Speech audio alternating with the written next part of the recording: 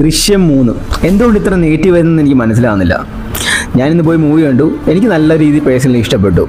1, 2, 3 comparison നമുക്ക് ചെയ്യാൻ പറ്റത്തില്ലെങ്കിലും ഇത് നല്ല രീതിയിൽ ഇമോഷണലി കണക്ട് ആവുന്നുണ്ടായിരുന്നു. ജോർജ് കുട്ടി എന്ന ഫാമിലി മാൻ ഇമോഷണലി എത്രത്തോളം ബ്രേക്ക് ഡൗൺ ആവുന്നുണ്ടെന്ന് നല്ല രീതിയിൽ ലാലേട്ടൻ നമുക്ക് ഇതിലൂടെ കാണിച്ചു തന്നിട്ടുണ്ട്. നമുക്കത് കണക്ട് ആവുന്നുണ്ട്. അതാണ് ഈ മൂവിയുടെ വിജയം. കാരണം ഫാമിലി ഓഡിയൻസ് തന്നെയാണ് അതിനുള്ള തെളിവ്. അവർ നല്ല രീതിയിൽ ഈ മൂവി കാണാൻ കയറുന്നുണ്ട്. പിന്നെ ഈ ഡിഗ്രേഡിങ്ങും സോഷ്യൽ മീഡിയയിലുള്ള നെഗറ്റീവും കാര്യങ്ങളൊക്കെ അതിൻ്റെ വഴിക്ക് പോകും. ദൃശ്യം 3 കളക്ട് ചെയ്യേണ്ടത് അത് കളക്ട് ചെയ്യും.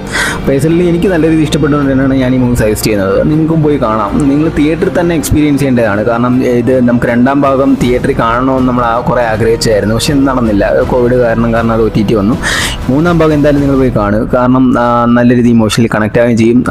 ക്ലൈമാക്സിനോട് അടുക്കുന്നതോളം ഒരു വൻ കത്തിക്കൽ തന്നെ ഉണ്ട്. അത് ഒരു 4ാം ഭാഗത്തിലോട്ടൊരു ലീഡും കൂടെ ഉണ്ട്. എന്തായാലും നിങ്ങൾ മൂവി കണ്ടിട്ട് നിങ്ങളുടെ അഭിപ്രായം താഴെ കമൻറ്റായിട്ട് രേഖപ്പെടുത്തും. അപ്പം അടുത്ത വീഡിയോ കാണാം.